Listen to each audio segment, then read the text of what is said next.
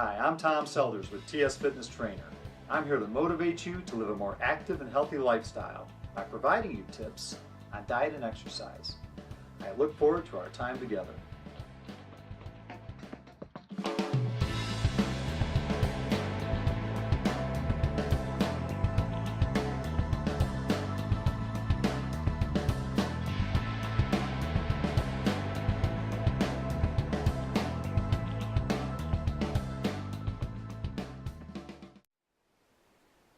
Hello, welcome to this month's episode of Fitness for Everyday Living. Today we are going to delve into the world of college football, and with me today is Brian Achialis. He plays for Butler University. Brian, how are you doing today? Doing well, thank you. So tell us, give us an idea of what your overall schedule is for the season. So we got a couple different things. So in the off season, that's what we're about to start right now, coming up in January. We'll do 4 days a week lifting, and we'll condition running twice a week. And it'll be like a Monday, Tuesday, off Wednesday, and then Thursday, Friday. And we'll do, say, upper body on Monday, lower on Tuesday, upper on Thursday, lower on Friday. And it'll be like a sort of different set of the same kinds of things each time. Like maybe on Monday it'll be like a regular bench, and then Thursday, the other upper body day, we'll move to like a incline or like some sort of dumbbell variation. So it's not necessarily doing the same things on the upper body days. It's just variations of the same sort of muscle groups. Okay, so what you're doing, you're giving some of those muscles a chance to recover. Right. While you're working the other ones. So Brian, what position do you play on the Butler?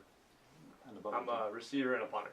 Oh, okay. And how long what year are you in now? I'm about to be my redshirt senior year, so my 5th year. Oh, okay.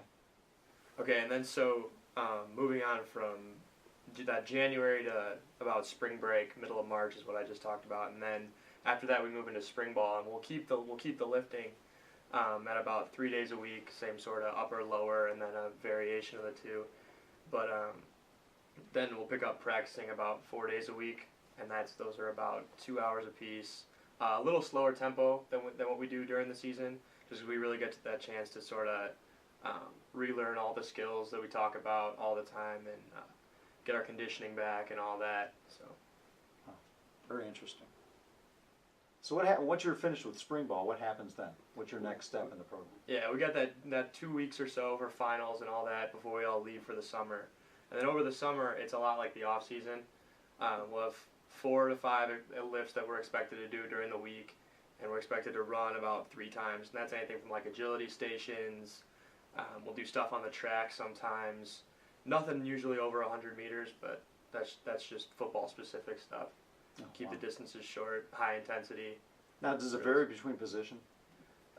It does somewhat. Like within a drill, say we're doing like a drill where you can either shuffle or backpedal. The defensive backs and those guys that backpedal a lot, they'll do more of the backpedaling through it. But like for me, for a receiver, we're a lot more stop and start, and there's no real reason for us to backpedal like when we're playing. So we won't really backpedal. For us, it's more sprinting and shuffling. Shuffling comes in with the blocking. So. Oh, okay, very interesting. Now, does your workout vary between those two positions? No, I tend to work out more, just do the receiver stuff, because they do more than if I were to just be a punter. Yeah, I'd say the only guys that really have their workout changed up is the quarterbacks. They'll do a lot.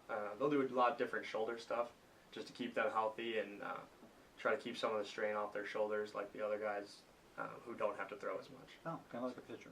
So when do you begin camp? That'll start up the beginning of August. So usually it's around the 6th or something like that, the first week of August, and that's every day. We'll start off wake up at about 7 a.m. Practices will be around 11, and the whole day is filled with meetings. Practices are about 2.5 hours long, and then once you get into the second week of camp, that's when the 2-a-days start to happen, and those are every other day. So at some points you can get like 3 or 4 practices within 24 or 36 hours. That's when it starts to really get tough. Oh, that's tremendous. Yeah, that would be a lot of work. Do you have a chance to recover during that time? What do you do as a recovery? I think by that point they expect you to be in good enough shape that you don't really need as much recovery. If anything, it's getting the right food in your body, getting the right hydration, and then getting enough sleep at night. Okay. So once camp breaks, What's the next step? Well, that's when we get into our season, and that's we practice it every day, obviously, and then the lifting will taper off a lot. It'll only be for guys that travel, which is 56 out of the 100. You can only take a certain amount. Those guys will work out twice a week, Monday and Wednesday. It's a lot lighter. It's more to keep you healthy than anything, sort of get the soreness out from the game. We'll condition. That also tapers off as the season goes on. The first couple weeks we'll still condition after Monday and Tuesday practices and Wednesday practices. But then going on from there, by the time we're about halfway, 2/3 of the way through the season, conditioning kind of tapers off. Because if you're not in good enough shape by then, it's pretty much not going to happen. But so we'll have the lifting 2 days a week, and then, like I said, the non-travel guys, the guys who aren't leaving on Friday to travel with us to games, they'll get an extra lift in on that Friday. And generally, those are all the younger guys, so they need that extra work to develop and sort of build up muscle and that stuff. Sure. After a game, how many days does it take for the soreness to go away? Depends on the position, but most of the time we have mandatory check-ins with the trainer on Sundays if you played at all in the game, and that's sort of to go over. You can roll out, stretch. They'll have you hooked up to the stim, the BioWave machines, sort of work some of the soreness out that way. And how do those work? That's the electric stimulation. Say you got like a little soreness, bump, bruise. You put one above wherever the pain is and one below, and it sort of pulses through and sort of relaxes that away. You do that with ice or heat, depending on what the injury is. Oh, very nice. So it helps the healing process. Mm-hmm. It speeds up the healing process. Yeah, exactly. Okay. Once the season ends, and you taper off, how long does that go before you actually start your conditioning again?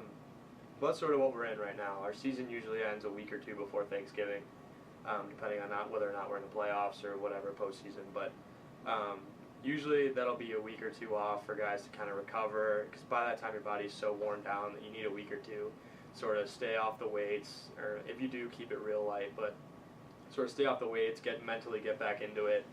And then we got about 2 weeks between Thanksgiving break and winter break. We'll have some workouts, not necessarily as intense as some of the ones we do in the off season, but definitely getting after it and definitely making some progress. So. Okay. So what differences do you find between high school and college football? Well, a lot of it, I'd say, just has to do with the speed of the game, and you gotta think it's all the guys who can play at the next level are the biggest, fastest, strongest guys. So. Just from my perspective, having to make the reads faster at receiver, recognizing where to go, who to block, all that stuff just has to happen a split second faster. So that's been the biggest adjustment for me. And then as far as workouts go, it's pushing yourself to keep up with all the other guys. So if you ever had the opportunity of playing pro ball, would you pursue that, or is that just something that? Yeah, I think I would. Well, a couple of our guys, they end up playing maybe overseas in Australia, or some of them ended up signing in the Arena League. So if any of those opportunities do happen to open up, then I think I'd take it. Do you do any type of team building exercises outside of football with your teammates? Mm-hmm. We do some stuff every year. So before Christmas break, we all get back from Thanksgiving, and then we'll have like a Sunday or something where we all come in, wrap gifts to be sent to those in need. Or in the off season, this happens more usually February, March, that sort of time. But we'll go to a local food bank and package food for a few hours, and it's cool because at the end they tell you how much you packed, and we always try to beat the record, and we get like, I don't know, a couple thousand pounds of food or whatever, or meat, and they tell you how many meals that equates to. So it's real cool to see. Oh yeah, so the competitive side comes out. Yeah. That was good. So once football's over and you're done with school, what's your transition period? What would you like to do down the road? Well, I've thought a lot about maybe doing like a triathlon, stuff like that. I've seen a lot of they're called Tough Mudder is one of them. It's those like 10-mile obstacle courses, and you get a team of people together, and it's like you're crawling through the mud, or you're going over these big walls, or they have stuff to do with the water too. So I've thought a lot about doing those. Those seem like a lot of fun. Yeah, my daughter has suggested that to me down the road. Well, not quite sure if I'm ready for that myself, but as an everyday fitness routine, what do you plan on doing down the road just to keep yourself in shape, and a weekly type thing that you would? I'm definitely going to take into consideration what I already know from all the football workouts because we've had those pretty much drawn up for us for the last 4 or 5 years. But definitely at least 3-4 days a week, stuff like that. Bring the cardio into it. There's a lot of like football specific stuff we do that I probably won't be continuing, and that's like the power cleans and all that Sure. sort of. That's hard on the body. All that sort of stuff. But yeah, a lot of the more isolation type exercises. Maybe get into like a yoga class or something like that. Keep the cardio going. So. Oh, very good. So obviously your diet's going to change once you're done with football. And how will that change? So they tell us during camp, like I talked about during August, pretty much whenever you're at a meal, you're shoveling food in your mouth as fast as you can because when you're practicing twice a day, some of those practices will lose 8 to 10 pounds. Some of the bigger guys even more than that. So you're eating probably 6,000 or 7,000 calories a day during camp just to keep your body weight up, and drinking probably about a gallon of water a day to go along with that. They tell you for every pound you lose during a practice, you're supposed to drink 32 ounces back in water. Wow. So it's pretty much a constant battle to keep the weight on, keep enough calories in your body so that you don't get the cramps, muscle fatigue, any pulls, strains, things like that. So definitely once I'm done with football, I won't be eating 6,000 or 7,000 calories a day. But they help us to know what the right things to eat are. Every year we bring in a nutritionist during camp, and she talks about, what her big thing is having a variety of color in the food that you eat so that Sure. you know you're getting all the different nutrients and minerals, whatever that way. But I'll definitely take the things they taught us and scale it down. Oh, fantastic. So now that you're almost graduated, what's your plans now? What do you plan on pursuing? So next year I'll be starting on my master's degree in history, and that's to go along with secondary education. I want to end up teaching social studies and coaching football, so I'll still be around the football atmosphere. Oh, fantastic. Well, it's been great having you on this show, and this has just been great information. I'm sure everybody will enjoy watching this, and hope to see you again down the road. Thank you. Thank you very much. Well, until next month, remember, keep moving.